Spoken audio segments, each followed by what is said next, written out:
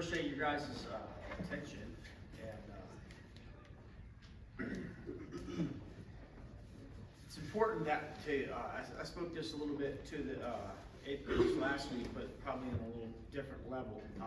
You guys have exhibited it already today, but I want to just touch on it. But it's very important to respect people, to respect one another, to respect people's time.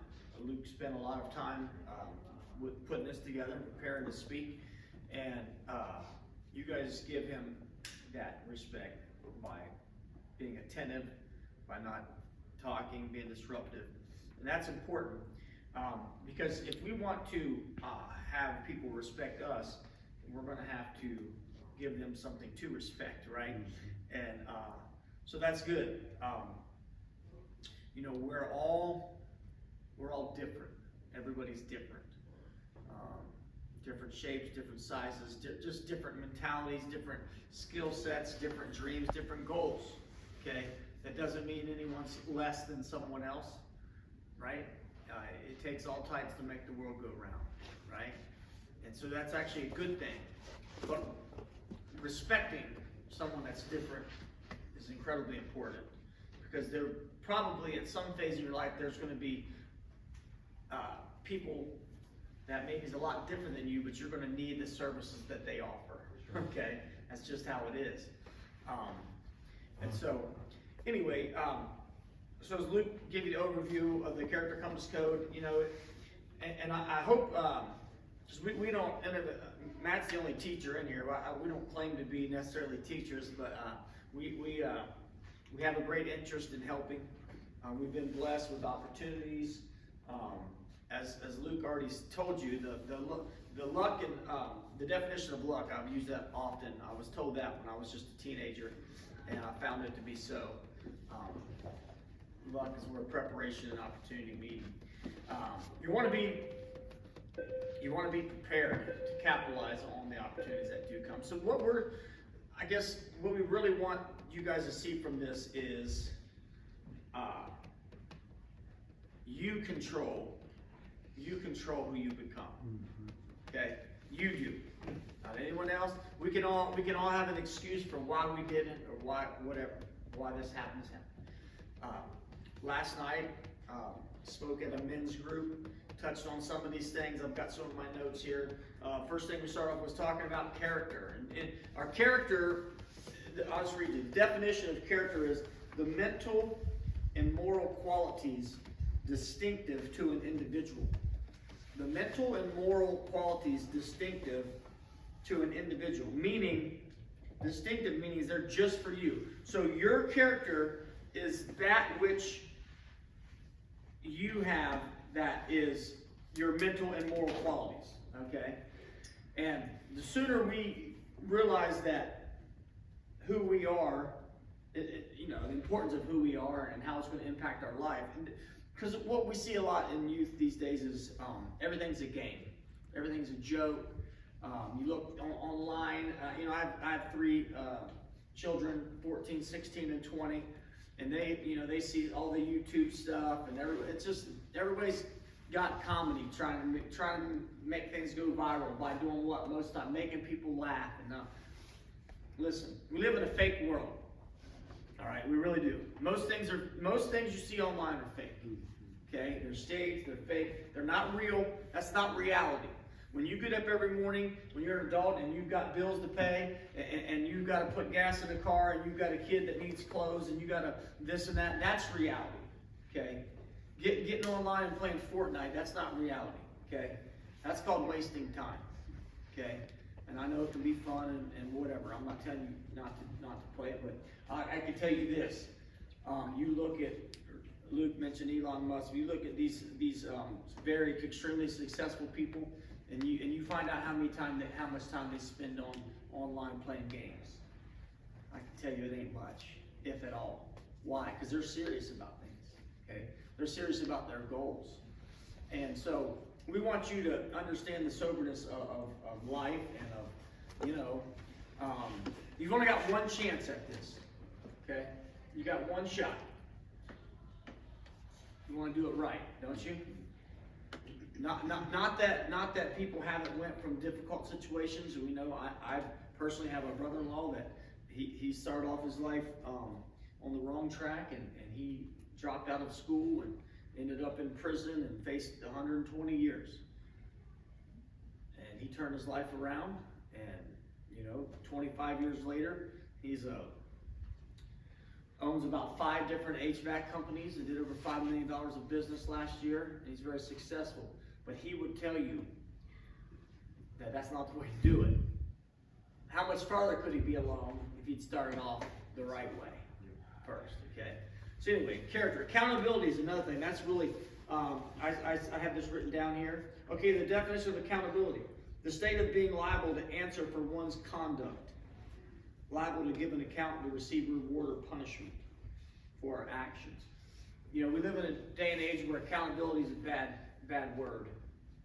You even got professional athletes now acting like kids, throwing temper tantrums. Did you hear about the guy that walked off the field last night? You guys like to see that in the news? Okay, plays for the 49ers. He just decided he didn't want to play last night. So he just left. Making millions of dollars, getting paid a king's ransom to play a kid's game, and he just decided he wanted to walk off the field. No accountability. One of his teammates said, George Kittle, tight end. I don't know. Reading into it, it looked like maybe the 49ers released him, and I hope they did, because that's the right thing to do. But Kittle said, I've never had a teammate like that before, and I never want to have a teammate like that again. No one wants to do business with someone that's not accountable. No one wants to go to battle, go through life with someone that's not accountable. So be accountable. If we've messed up, if you made a mistake, own it and move on. Okay. Don't make excuses. No one likes an excuse maker. Not that there's not some legitimate excuses at times, but most of the time. Don't make that who you are. Yeah. Don't make that your identity as the person who always makes excuses. Yeah. I have some quotes here. Ben Franklin said, and I really like this. This is so good. He says, "He that is good for making excuses is seldom good for anything else." That's pretty heavy if you think about it. He who's good at making excuses and is seldom good for anything else. George Washington Carver. He said 99% of failures come from people who have the habit of making excuses. John Wooden, he's before your guys' time, even before mine, but he's the winningest college basketball coach ever. As far as national championships, won 10 national championships with UCLA. He said, never make excuses. Your friends don't need them, and your enemies won't believe them. That's good, isn't it? So don't make excuses. You need to have integrity. You need to have character. I don't know how much more of this I'm going to touch on, but the thing is, your character, if you can be a person of high moral character, that will benefit you more than any degree you can earn. Okay? Because people will trust you, and if people will trust you, the opportunities will come. Okay? I've been fortunate to have a business that's done well. I moved to Oklahoma in December 28th, I think. Basically 2017, but 2016. So I've been here about 8 years. Okay? And the basis of any employment, especially self-employment, is what? Your clientele, your contacts, the familiarity of people around that area that know who you are, know your business, and know your reputation. So I picked up a family of me and my wife and my 3 children. At the time, this is 8 years ago, they were a lot younger, obviously. The oldest one was 12. And we moved 750 miles away. Boom, and I started over. I started with just no contacts, no clientele. I mean, I had some family and friends here, but as far as just business, I was starting from nothing. Okay? And so I started off working for about half of what I was used to making in Ohio. That's where I was from. And just because obviously you got to work. Okay, man's made to work. So I started working. for another individual. But the whole time I was looking for opportunity, and I worked there for just a couple months, and I found another opportunity online. It was more of my skill set. I was running heavy equipment for this guy, but it wasn't really what I wanted to do. I'm a builder, and that's what I like to do. And so joined on to this company. It was just a handyman company, which is really not what I do either, but it was going to get me in the door, okay?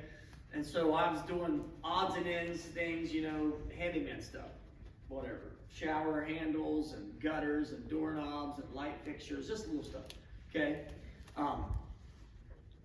My first year doing that, I mean, I did well for the area and for just moving. I did like $65,000 just doing tinkering around, doing stuff. And this is something to take from this too. Doing simple stuff that other people, I think, should have been able to do on their own. So it's good to know skills, because if you don't have the skill to do it, you're going to have to pay someone else to do it. Okay, and this is kind of all part of what we're trying to do, is to help you guys with these skills. And I think, was automotive one of their interests too in this group? I think so, yeah, I don't remember, I'd have to We look. want to help you do that. Zane has taken an interest in I think, towards, but he fixes ATVs, and we always tinker on stuff. And it's so much better and satisfying to fix something yourself than have to pay someone $400 or $500 to do it, okay?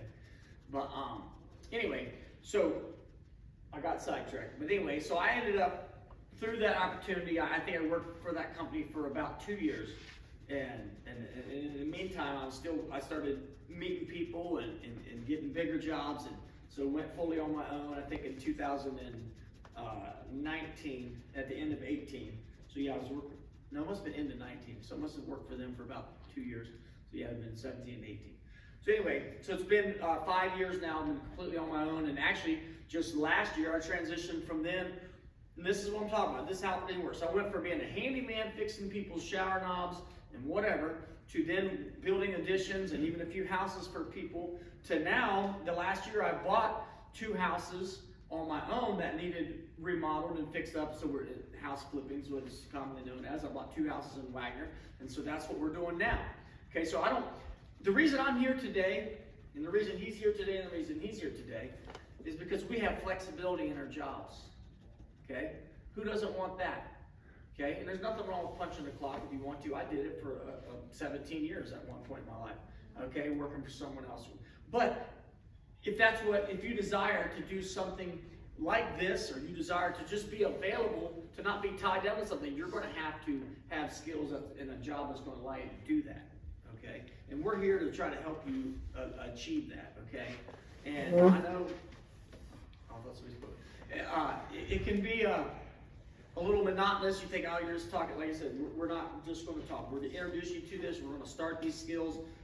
We're going to have you some opportunities to do general automobile maintenance if you want to learn those things. Listen, you're going to go get your oil change. I'm going to charge you $80. Okay, minimum, $80. Okay, and people pay it. You look, they're lined up every day. Okay, I can change my oil in 10 minutes for $20. Okay, I still change all my oil. My car, both my trucks. Of course, Zane does his. And my daughter's got a car, and my wife's got a vehicle. So we change a lot of oil. Okay, you're saving yourself a lot of money. Okay, rotating your own tires, different things. Just learning brake pads, something, maintenance. It's got to be changed. See, a lot of times you don't think about these things. As a kid, you think, oh, we're just going to get on, buy my own car, and it's all going to be great. Well, that's fine, but somebody's got to take care of it. Okay, so either you'll be able to do that, or you'll pay someone else to do it. Okay, and if you think about it, if you're going to get your oil changed for $80 an hour, if you make $20 an hour, you worked 4 hours in one day just for someone to change your oil. Okay, and that's the kind of things to think about. Would you rather do that, or would you rather do it yourself? You know, so anyway.